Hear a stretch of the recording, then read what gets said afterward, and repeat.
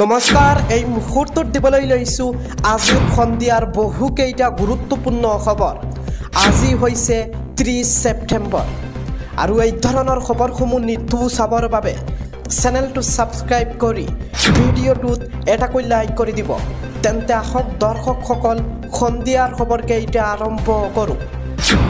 এই মুহূৰ্তত দিবলৈ লৈছো আজিৰ সন্ধিয়াৰ প্ৰথমটো খবৰ হৈছে ভয়ংকৰ ভূমিস্খলনৰ বাবে হাহাকাৰ অৱস্থা। ধাৰাসাৰ বৰষুণত শিল মাটিৰ মাজত আবদ্ধ মালবাহী ট্ৰাক। মাটিৰ সৈতে পাহাৰৰ পৰা খহি পৰিল প্ৰকাণ্ড শিল। ভূমিস্খলনস্থলীত আবদ্ধ হৈ পৰিছে শ শ যান-বাহন। গুৱাহাটী বৰাক সংযোগী ৰাষ্ট্ৰীয় ঘাইপথত ভয়ংকৰ পৰিস্থিতি।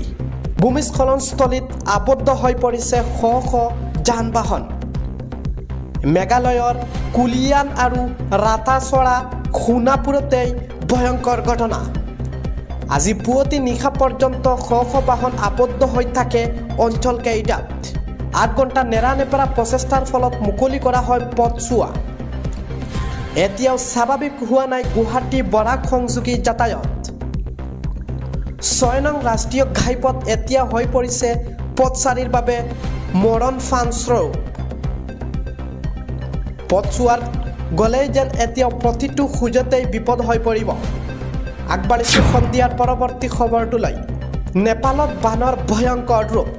5টা দশকৰ পাছত সৰ্বাধিক বৰষুণ নেপালত। বৰ্তমানলৈ 148 জনৰ প্ৰাণহানি হৈছে নেপালত। অতিপাত বৰষুণৰ বাবে বিপৰ্যস্ত কাঠমাণ্ডু।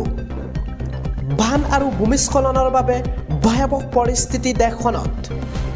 300ৰো অধিক ঘৰ, 16খন দলং বিধ্বংসী বানত ক্ষতিগ্ৰস্ত হৈছে। কাঠমাণ্ডুত এনেধৰণৰ পৰিস্থিতি পূৰ্বে দেখা পোৱা নাছিল বুলি মন্তব্য কৰিছে বহুজনে। আৰু ইতিমধ্যে উদ্ধাৰকাৰী দলে উদ্ধাৰ অভিযান অব্যাহত ৰাখিছে নেপালত। আগবাঢ়িছোঁ আজিৰ সন্ধিয়াৰ পৰৱৰ্তী খবৰটোলৈ। এই মুহূৰ্তত জনাই আছোঁ এটা বিগ নিউজ। ৰাজ্যৰ 25,000 যুৱ উদ্যোগীলৈ 2ৰ পৰা 5 লাখ টকা মুকলি কৰা হৈছে মুখ্যমন্ত্ৰীৰ আত্মনিৰ্ভৰ আঁচনিৰ প্ৰথম কিস্তিৰ ধন। আৰু প্ৰথম কিস্তিৰূপে আগবঢ়োৱা হয় 75,000 টকা।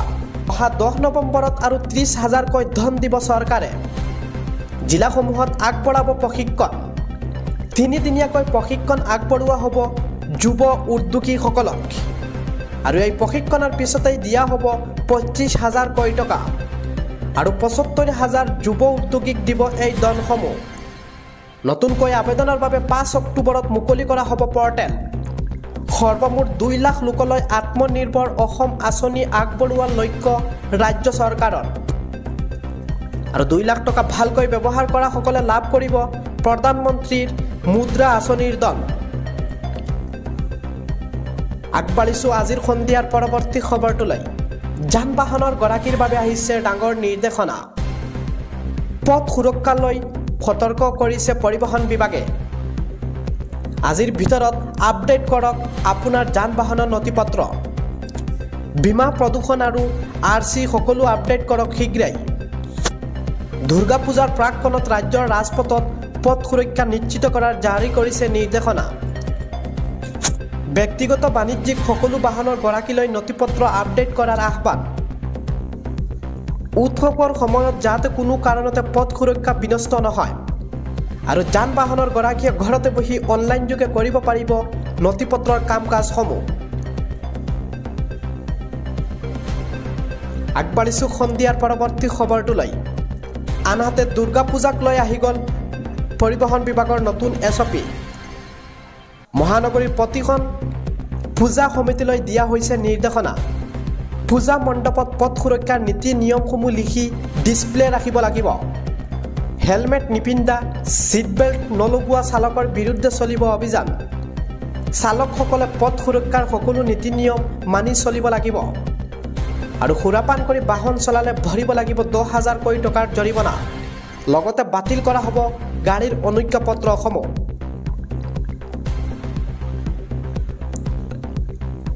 আজিৰ সন্ধিয়াৰ পৰৱৰ্তী খবৰটো হৈছে ৰাজ্যত পুনৰ বাংলাদেশীৰ প্ৰৱেশৰ চেষ্টা। কৰিমগঞ্জৰ ভাৰত বাংলাদেশ সীমান্তত আৰক্ষীৰ জালত 4 বাংলাদেশী মহিলা। আৰক্ষীয়ে আটক কৰিছে তুলিয়া আখতাৰ, ৰিয়া শেখ, ইবা খাতুন আৰু তাহুৰা খাতুনক। সীমান্তৰ সিপাৰে বাংলাদেশলৈ ঘূৰাই পঠিওৱা হয় 28 কেইগৰাকীক। মুখ্যমন্ত্ৰীয়ে সামাজিক মাধ্যমত প্ৰকাশ কৰিলে এই কথা। কৰিমগঞ্জৰ ভাৰত বাংলাদেশ সীমান্তত আৰক্ষীৰ জালত 4 বাংলাদেশী মহিলা। আগবাঢ়িছোঁ সন্ধিয়াৰ পৰৱৰ্তী খবৰটোলৈ। নুমলীগড়ৰ গ্ৰাম্য আৰক্ষী চকীত উৎপত্ত পৰিস্থিতি। 40 বছৰীয়া মনু তাঁতীয়ে কৰিলে ভয়ংকৰ কাণ্ড। এগৰাকী মুছলমান কিশোৰীক পলুৱাই নিয়াৰ গুৰুত্বৰ অভিযোগ। গোচৰ দিয়াৰ এসপ্তাহৰ পিছতো আৰক্ষীৰ নিৰ্লিপ্ততাৰ অভিযোগ।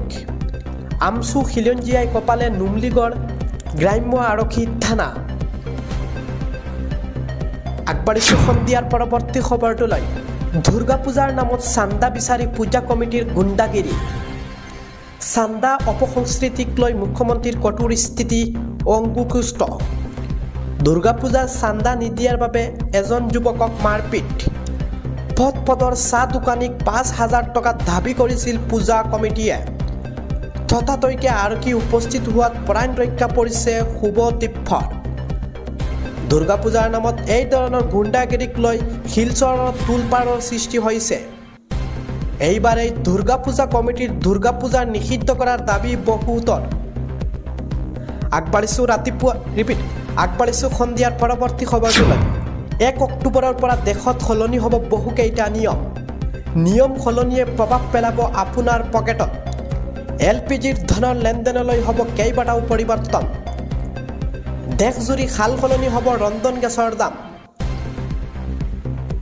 LPGৰ চিলিণ্ডাৰৰ নতুন দাম কাৰ্যকৰী হোৱাৰ বেছি সম্ভাৱনা।